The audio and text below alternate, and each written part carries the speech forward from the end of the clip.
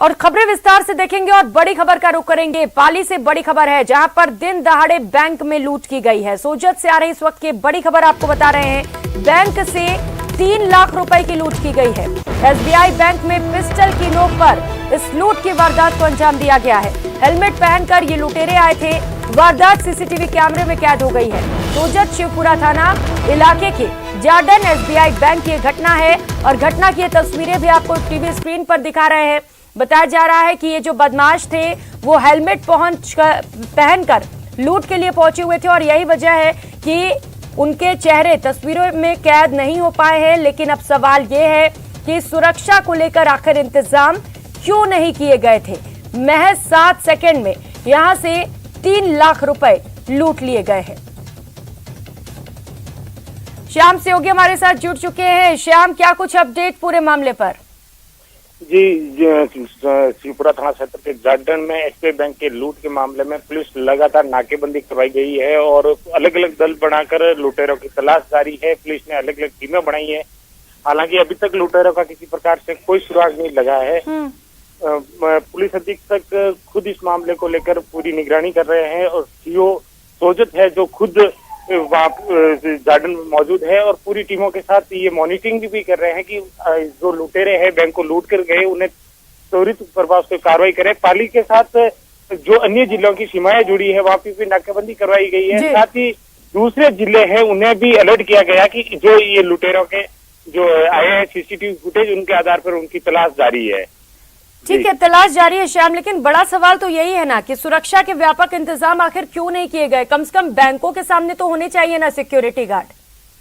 जी बिल्कुल, ये बात सही है और ये मामले कई बार उठते भी हैं क्योंकि पूर्व में भी जब बैंक के एटीएम और इनके से एटीएम की लूट मामले हुए हैं उनको लेकर पुलिस और प्रशासनिक अधिकारी भी बैंक प्रबंधन के साथ कई बार बैठकें भी करे, इन्हें सिक्योरिटी गार्ड लगाने के निर्देश भी दिए जाते हैं। लेकिन बैंक प्रबंधन इस और कभी गंभीर नहीं हुआ, जिसका नतीजा ये है कि कई बार ये लुटेरे हैं जो बैंकों को आराम से लूट कर चले जाते हैं। बिल्कुल श्याम, बड़े आराम से ये लूट की भी गई है और हम जो तस्वीरें देख रहे हैं उसमें साफ तौर पर देखा भी जा सकता है किस तरीके से महज 2 बदमाश आते हैं, बड़े आराम से 3 लाख रुपए लूट कर फरार हो जाते हैं। हालांकि देखने वाली बात ये होगी कि कब बैंकों के आगे सिक्योरिटी गार्ड्स तैनात किए जाते हैं। बहुत शुक्रिया आपका इन तमाम जानकारियों के लिए श्याम।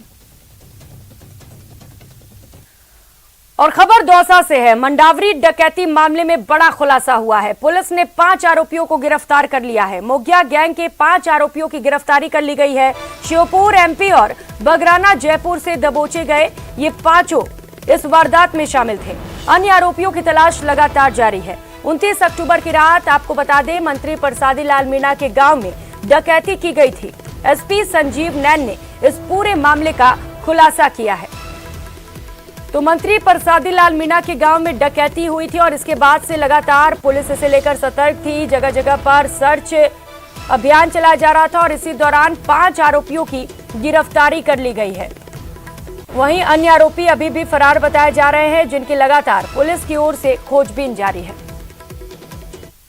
और खबरों में आगे बढ़ेंगे। कोटा नगर निगम में हंगामा हुआ है। बीजेपी पार्षदों का जोरदार हंगामा देखने को मिला। बीजेपी की गुटबाजी एक बार फिर से बेनकाब हुई। कोटा उत्तर के बीजेपी पार्षदों ने जमकर हंगामा किया। कोटा नगर निगम आयुक्त को लिखित में इस पूरे मामले पर बीजेपी पार्षदों की ओर से शिकायत भी दी गई है। कोटा से ये खबर आपको बता रहे हैं। नगर निगम में हंगामा हुआ है। बीजेपी के कुछ पार्षदों ने नाराजगी जताई है और इसी को लेकर यह हंगामा किया गया है। हालांकि अब तक बीजेपी की ओर से कोई भी समझाइश के लिए नहीं पहुंचा और यही वजह है कि लगातार जो पार्षद हैं वो आंदोलन कर रहे हैं, धरना प्रदर्शन कर रहे हैं और इसे लेकर लिखित ज्ञापन भी सौंपा गया है।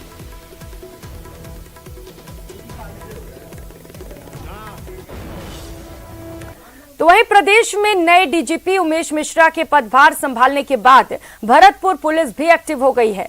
हाल ही में डीजीपी के द्वारा ली गई पुलिस अधीक्षकों की वीसी के बाद भरतपुर एसपी श्याम सिंह के निर्देश पर भरतपुर पुलिस मेवात में साइबर ठगों पर नकेल कसने में कामयाबी मिली है। भरतपुर पुलिस ने कार्रवाई करते हुए 58,000 से ज्यादा सिम कार्ड और करीब 68,000 मोबाइल फोन IMEI नंबरों को ब्लॉक कराया है।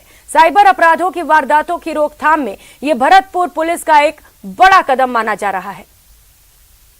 2022 से सितंबर 2022 तक हमने 2 बार मेवात के 8 थाना क्षेत्र का टेक्निकल सर्वे कराया, जिसमें 130 गांव इंक्लूड है। उनमें प्री एक्टिवेटेड सिम जो वेस्ट बंगाल, असम और उड़ीसा की है, वो यहाँ संचालित होती है, जिनसे साइबर फ्रॉड या सेक्सटॉर्शन के मामले करके हम साइबर क्राइम करते हैं। और अब बात बांसवाड़ा की, जहां पर शहर में एक हॉस्पिटल में देर रात को जमकर हंगामा हो गया, जब एक महिला की इलाज के दौरान मौत हो गई। जानकारी के मुताबिक सरला देवी को घबराहट होने के बाद उसे अस्पताल पहुंचाया गया, जहां नर्सिंग स्टाफ ने एक इंजेक्शन लगाया और उसके कुछ ही देर बाद उसकी मौत हो गई। परिजनों में शामिल के अग्रवाल और अन्य का आरोप है कि वहां डॉक्टर मौजूद नहीं था और नर्सिंग स्टाफ ने इस दौरान लापरवाही की है। इसके बाद शहर कोतवाल के साथ ही पुलिस जाब्ता भी मौके पर पहुंचा और देर रात तक समझाइश का दौर चलता रहा।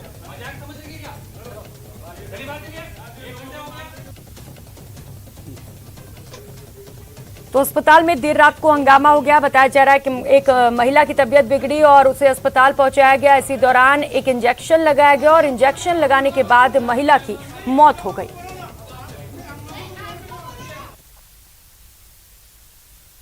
उधर जालौर में ऑनलाइन होटल बुकिंग के नाम पर करोड़ों रुपए अपने खाते में ट्रांसफर करने वाले मास्टरमाइंड जालौर की कोतवाली पुलिस के हत्थे चढ़े हैं। पुलिस ने बताया कि ये मास्टरमाइंड होटलों के नाम पर फर्जी फॉर्म बनाकर ऑनलाइन होटल बुकिंग में आने वाली राशि अपने खाते में ट्रांसफर कर लेते थे। इतना ही नहीं, ये बदमाश ऐप बुकिंग करने वाली कंपनी ऐप में भी छेड़छाड़ करके उनके खाता नंबर भी चेंज करके अपने खातों में डाल लेते थे। जालौर के कोतवाली पुलिस ने मास्टरमाइंड दिनेश सिंह शेखावत को गिरफ्तार करके भीनमाल कोर्ट में पेश किया है। कोर्ट ने आरोपी को पुलिस रिमांड पर 19 नवंबर तक के लिए भेज दिया है। पुलिस का कहना है कि पूछताछ में कई और बड़े खुलासे हो सकते हैं। ये मेरे यहाँ एम्प्लॉइज थे, इन्होंने मेरे फादर साहब का विश्वास जीत के एक कंपनी बनाई हमने, और ये सेल्स का काम देखते थे। इन्होंने सेम नाम की कंपनी बनाई, मिलते जुलते नाम से, और इन्होंने जो हमारा होटलों का पेमेंट था वो वहाँ ट्रांसफ़र करने लग गए। उन होटलों की लीज़ मैं भर रहा था, सैलरी के स्टाफ में दे रहा था, खर्चे सारे मैं कर रहा था, इलेक्ट्रिसिटी बिल मैं भर रहा था, बट ये पैसा उसमें ले रहे थे। 3-4 महीना इन्होंने ऐसा ये करके करीबन 2-1 करोड़ रुपए कुछ का गबन किया है। ये 2021 में पुलिस थाना भीनमाल में मुकदमा नंबर 572 दर्ज हुआ था, जो ये कंज होटल एंड रिसोर्ट के नाम से फर्म थी, जिसके मालिकाना हक में ये ईश्वर सिंह देवल के लड़के महिपाल सिंह की पसेज और ये महेंद्र सिंह और ये सब थे। उसको गबन कर दिया था आपस में कोई राशि का, और कोई फ्रॉड कर लिया था, जिस संबंध में ये मुकदमा दर्ज था 572। फिर इसकी जांच चेंज होकर के मेरे पास में आई, और फिर हमने जांच करके और जुर्म प्रमाणित मानते हुए एक मुख्य आरोपी दिनेश सिंह शेखावत को गिरफ्तार किया है। और खबर जयपुर के विराटनगर से है, जहां इंदिरा रसोई में भोजन के नाम पर अवैध वसूली करते लोग नजर आए। विराटनगर स्थित इंदिरा रसोई में भोजन करने आने वालों से 8 के बजाय 10 रुपए वसूले जा रहे हैं। कारण पूछने पर जो बात सामने आया वो भी आश्चर्यचकित करने वाला है। यहाँ बर्तन धोने वाला कोई नहीं है, इसीलिए लोगों को बर्तन के बजाय डिस्पोजेबल पत्तल में भोजन परोसा जा रहा है। गौरतलब है कि प्रदेश में कोई भूखा न सोए, इसके लिए सीएम अशोक गहलोत ने इंदिरा रसोई योजना शुरू की थी। इस योजना के तहत गरीब और जरूरतमंद लोगों को सस्ती दर पर भोजन उपलब्ध कराना था। वहीं इस संबंध में एसडीएम गरिमा शर्मा का कहना है कि शिकायत मिली है और जांच करवाकर इस पूरे मामले पर कार्रवाई की जाएगी।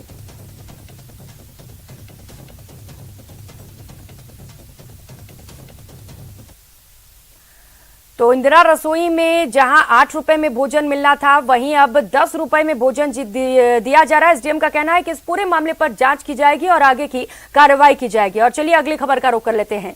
प्रदेश प्रभारी अजय माकन की चिट्ठी के बाद अब एक बार फिर से प्रदेश में नेतृत्व परिवर्तन की मांग तेज होने लगी है। बुधवार को अजय माकन की ओर से कांग्रेस अध्यक्ष मल्लिकार्जुन खड़गे को लिखी गई चिट्ठी सामने आई थी, जिसमें उन्होंने राजस्थान के प्रदेश प्रभारी का पद छोड़ने की बात कही थी। चिट्ठी के सामने आने के बाद अब एक बार फिर से पायलट गुट सक्रिय है।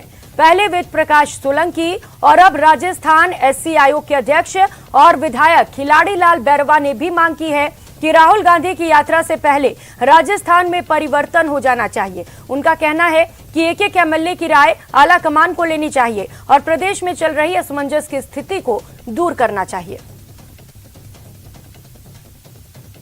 को बड़ा धक्का लगा, तकलीफ हुई है कि हमारे जनरल सेक्रेटरी इंचार्ज, उनको भी इस तरह की क्या नाम जो बात करनी पड़ी, उसके पीछे बहुत बड़ी बात है कि 25 सितंबर को आज 51 दिन हो गए।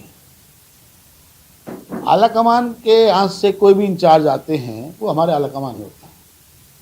उसमें आज जो हमारे अध्यक्ष हैं खड़गे साहब, वो भी थे, और क्या पोजीशन हुई वो सबको सब मालूम है। किस तरह का ड्रामा रहा, 2-3 घंटे तक हम लोग मुख्यमंत्री आवास पर इंतजार करते रहे और आलाकमान ने ये माना कि इस पूरे प्रकरण में 3 लोग बहुत दोषी हैं और 3 लोगों को 51 दिन तक कार्रवाई नहीं होना, इस वजह से ये आज जो पीड़ा उनकी दिखी है, ये बहुत ही गंभीर मसला है। आलाकमान को अब जो फैसले टाइम पे लेने चाहिए वो लेने चाहिए। अगर जो स्थिति है, नोटिस दिए हुए हैं, बात चली थी, कुछ इस्तीफे दिए हुए थे, कितने दिए कितने नहीं दिए आज तक ये तय नहीं हो पाया है। लेकिन बीजेपी ने कभी मार्च कर विधानसभा अध्यक्ष से मिले हैं, प्रेस कॉन्फ्रेंस भी की है, तो एक कांग्रेस में एक मजाक सा बन रहा है। समझ में नहीं आ रहा है कि ये स्थिति ऐसी क्यों हो रही है। अरे भाई, जो स्थिति है, आपको जो करना है, 1 साल बाकी है, राज में आना है, जो भी 1 साल के भीतर आपको करना चाहिए वो आप इमीडिएटली राहुल जी की यात्रा से पहले कर दीजिए। और अब बात सरदार शहर उपचुनाव की। कांग्रेस प्रत्याशी अनिल शर्मा ने अपना नामांकन दाखिल कर दिया है। नामांकन के दौरान कई बड़े नेता भी उनके साथ मौजूद रहे। इस दौरान उन्होंने कहा कि विकास के मुद्दे पर सरदार शहर जीतेंगे। कांग्रेस प्रत्याशी अनिल शर्मा ने अपना नामांकन दाखिल किया और उन्होंने कहा उपचुनाव में कांग्रेस की बड़ी जीत होगी, सरदार शहर से बड़े अंतर से कांग्रेस जीतेगी। तो आपको बता दें, पंडित भंवरलाल शर्मा के अधूरे कार्यों को पूरा करने की भी बात उनकी ओर से कही गई है। निश्चित रूप से हम पंडित जी द्वारा किए गए कार्य जो पिछले सन 1985 से लेके पिछले आम चुनाव तक 7 बार वो यहाँ से क्षेत्र का प्रतिनिधित्व कर चुके हैं और उन्होंने भरपूर विकास के काम इस क्षेत्र में कराए हैं और जनता के दिलों में जगह बनाई है। और माननीय गहलोत जी सरकार ने 4 साल में पिछले जो जनता के हितों के लिए लोक कल्याणकारी कार्य किए हैं, तो निश्चित रूप से पार्टी बड़े अंतर से विजय प्राप्त करेगी। तो वहीं गुलाब चंद कटारिया ने भी कांग्रेस पर हमला बोला है। उन्होंने क्या कुछ कहा है, चलिए आपको सुनाते हैं। उपचुनाव में बीजेपी ने जीत का दावा किया है, क्या है पार्टी की रणनीति और किस तरह से पार्टी इस चुनाव को लड़ेगी, आइए बात करते हैं नेता प्रतिपक्ष गुलाब चंद कटारिया से। कटारिया साहब, बीजेपी और कांग्रेस में सीधी लड़ाई मानी जा रही थी, लेकिन अब आरएलपी उम्मीदवार ने भी मैदान में ताल ठोक दी है। किस तरह से देख रहे हैं आप अब इस चुनाव को? मैं सोचता हूं कि बीजेपी अब की बार वहां सारे ही लोग एक साथ मिल करके प्रतिष्ठा का सवाल बनाकर चुनाव मैदान में उतरे हैं और पहले दिन मेरी उनसे यही प्रार्थना थी कि अगर हम सब लोग मिल करके प्रयास करेंगे तो ये सीट शोर जीत सकते हैं। और कल जो मैंने जाकर के देखा, जिस प्रकार का मंच और जिस प्रकार से लोगों में जो उनके चेहरे पर और जो रिस्पांस मिल रहा था, वो इस बात को बताता है कि मामला बीजेपी के पक्ष में है। वर्कर वहाँ है बहुत बड़ी तादाद में, मेरे यहाँ भी इतना वर्कर नहीं होगा जितना वर्कर वहाँ है। तो और दूसरा क्या है, भंवरलाल शर्मा एक शतरंज का अच्छा खिलाड़ी था, कौन सा किधर मारना किधर नहीं मारना, लेकिन उसके लड़के में ये काबिलियत नहीं है। एक दूसरा है कि उस सोच ये पैदा हुई है कि क्या यार एक ही एक आदमी एक ही घर से लड़ता रहेगा, तो ये भी पहले भी घूमता था ये, लेकिन कई कैंडिडेट खड़े होने से जाति समाज का इधर से इधर कुछ टुकड़े हो जाता था, पर वो भी अब की बात बिखराव नहीं होगा। एक और मैं जहाँ तक समझता हूँ, जो सरकार जैसी चली 4 साल तक, और सरकार के इस समय जो मंत्री और संतरी और उनके एमएलए जिस भाषा का प्रयोग कर रहे हैं, और राजस्थान का मुखिया जैसा मौन होकर के बैठा है, न कभी बोलता है और जो उनके प्रभारी थे उन्होंने त्यागपत्र और दे दिया है। इसका मतलब पार्टी अब अंतिम बिखराव की ओर जा रही है। ऐसे समय में अब 11 महीने का कोई ज्यादा इंटरेस्ट नहीं है कि क्या तो आसमान धरती पे उतार देंगे और जो अब तक नहीं उतार पाए वो अब क्या उतार देंगे। केवल और केवल चक्करबाजी होगी, इसलिए निश्चित रूप से कांग्रेस के खिलाफ जाएगा। तो सरदार शहर उपचुनाव का संग्राम छिड़ चुका है। आरएलपी प्रत्याशी लालचंद मुंड ने भी अपना नामांकन दाखिल कर दिया है। जाट समाज से ताल्लुक रखते हैं और जाट परिषद ने भी तीसरे मोर्चे को समर्थन दिया है। दुग्ध डेयरी संघ के ये अध्यक्ष भी रह चुके हैं। संख्या 40, क्रम संख्या 320।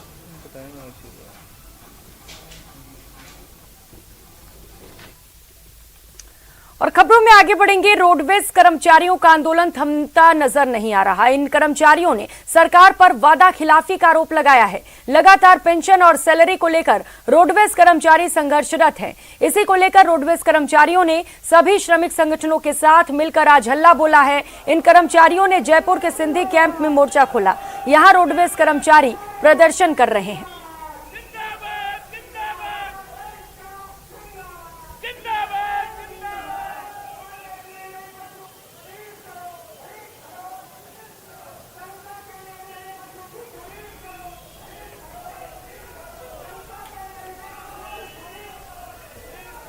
राजस्थान रोडवेज के रिटायर्ड कर्मचारी आज सभी श्रमिक संगठनों के साथ मिलकर एक बड़ा प्रदर्शन कर रहे हैं। सिंधी कैंप से ये रैली रवाना होकर जयपुर आगार पहुंचेगी, वहां पर आम सभा में तब्दील हो जाएगी।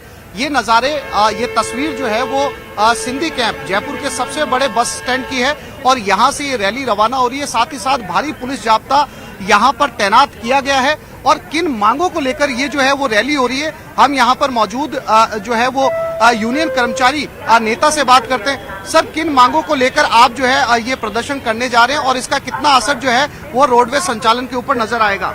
ऐसा है कि हमारी जो 21 सूत्रीय मांग पत्र है, इसमें प्रमुख मांगे हमारी 1 तारीख को तनख्वाह मिलनी चाहिए, पेंशन मिलनी चाहिए और रिटायरमेंट वाले जो बेनिफिट है उनको भी 1 तारीख को हमें मिलना चाहिए। दूसरी मांग हमारी जो रिटायरमेंट हो चुके करीबन 10,000 कर्मचारी रिक्त पद पड़े हुए हैं, उनकी शीघ्र भर्ती की जानी चाहिए। बसें हमारे पास में नहीं है, करीबन 2,000 बसें शीघ्र फ्लीट के अंदर शामिल की जानी चाहिए और जो सीपीएफ के अंतर्गत आते हैं उनके लिए पेंशन विकल्प खोला जाना चाहिए। आप कौन से संगठन से आए? मैं राजस्थान रोडवेज मजदूर कांग्रेस इंटक से हूँ, पुष्पेंद्र कुमार शर्मा, प्रदेश अध्यक्ष इंटक। आज हमारा जो संयुक्त मोर्चा का जो संघर्ष चल रहा है, ये 20 सितंबर से हमारा चालू हुआ था। इसमें छठे चरण के अंदर आज सेवारत एवं सेवानिवृत्त सभी कर्मचारी इसके अंदर हम शामिल हैं। सबसे मेन एम हमारी जो मांग है, समय पर जब हमारी 1 तारीख को सैलरी एवं जो रिटायरमेंट कर्मचारी है उनको वेतन पेंशन ये भुगतान होना चाहिए। 7 पे इन्होंने लगाया, लेकिन ये भी हमारे 2016 से नहीं लगाया, ये भी बाद में लगा। नई गाड़ियों की समस्या हमारे साथ ये है, दिल्ली सरकार ने BS4 गाड़ियां दिसंबर के बाद बंद हो जाएगी। राजस्थान रोडवेज में BS6 जो गाड़ियां हैं वही दिल्ली चलेगी और एक भी गाड़ी हमारे पास में BS6 नहीं है। बहुत बुनियादी और मूल मांग है इनकी। सबसे पहले अगर 21 सूत्रीय मांगों की पीछे की सारी मांगों पर बाद में भी बात करें तो सबसे बुनियादी मांग है कि कम से कम रिटायर्ड जो कर्मचारी हैं उनकी पेंशन समय पर मिले, यानी कि 1 तारीख को मिले, या इनकी सैलरी जो है वो 1 तारीख को मिले। और इसके अलावा जो राजस्थान रोडवेज का बेड़ा डूब रहा है, लगातार बसें कम हो रही हैं, बसें खटारा हो रही हैं, उसमें नई बसों को शामिल किया जाए। इस मांग को लेकर आज ये बड़ा प्रदर्शन यहाँ पर किया जा रहा है। कैमरामैन शेर सिंह के साथ आसिफ खान, न्यूज 18 जयपुर। वहीं उदयपुर में आगामी 5 से 7 सितंबर को G20 शेरपा सम्मेलन आयोजित हो रहा है। ऐसे में प्रशासन और नगर निगम पूरे दमखम के साथ जुटा हुआ है। ऐसे में निगम द्वारा कई जगह फुटपाथ पर लगे ठेले भी हटाए जा रहे हैं। वहीं ठेले हटाने के विरोध में आज ठेले व्यवसायी मजदूर संघ ने निगम के खिलाफ जिला कलेक्ट्रेट के बाहर प्रदर्शन किया। साथ ही कलेक्टर को इसे लेकर एक ज्ञापन भी सौंपा गया है। 22 को G20 का शेरपा सम्मेलन हो रहा है।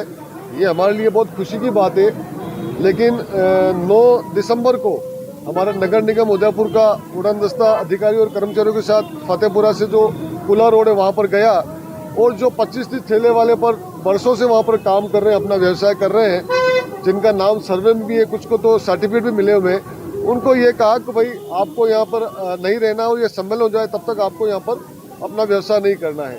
उसके खिलाफ हम लोग आज यहाँ पर कलेक्टर में इकट्ठे हुए और यहाँ पर कलेक्टर को ज्ञापन देकर ये मांग कर रहे हैं कि जो स्ट्रीट वेंडर्स एक्ट बना है हमारे देश में 2014 में, उसने ये अधिकार दिया है किसी भी ठेला फुटपाथ केबिन व्यवसायी को आप अतिक्रमण के नाम पे, सुंदरता के नाम पे, विकास के नाम पे, यातायात बाधा के नाम पे, अवैध कब्जे के नाम पे उनको बेदखल नहीं कर सकते। और खबर जयपुर के शाहपुरा से है, जहां जाजे कला गांव में पेयजल समस्या से परेशान महिलाओं का गुस्सा फूट पड़ा। गुस्साई महिलाओं ने ग्राम पंचायत कार्यालय के बाहर जमकर विरोध प्रदर्शन किया। उन्होंने मटके फोड़कर विरोध भी जताया और धरने पर बैठकर प्रशासन के खिलाफ नारेबाजी की। महिलाओं का कहना है कि गांव में करीब 1 माह से नलों में पानी नहीं आ रहा। पेयजल समस्या गहराने से स्थानीय लोगों की दिनचर्या भी प्रभावित हो रही है और निजी लोगों को टैंकरों का सहारा लेना पड़ रहा है। शाहपुरा के निकट जाजे कला गांव में पेयजल समस्या है, जिसे लेकर लोग परेशान हैं। पानी कौन आ रहे हो, ना कोई सरपंच आ रहे हो, ना कोई सेक्रेटरी आ रहे हो। सुबह 8 बजे से मैं धरनो दे मिले चाहिए, ना कोई भी बकौन, ना कोई जल्दाई भी गाड़ा कर दिया और नहीं बक पानी को बाव लो तो मैं जाने जो रोड जाम करा ला, हाईवे जाम करा ला। कोई पानी की कोई सुनाई सुन करे। 1 महीने से मैं परेशान हो रहा था और बिल्कुल खारो पानी आओ। पहली बात तो हमारा मीठो पानी चाहिए तो खारो पानी कौन चाहिए, और दूसरी बात इनसे सब परेशान हो रही है। न कोई सरपंच आ रहे हो, न कोई सेक्रेटरी, न कोई अधिकारी, जलदाई विभाग का कोई आदमी आ रहा। इस बुलेटिन में फिलहाल इतना ही। नमस्कार।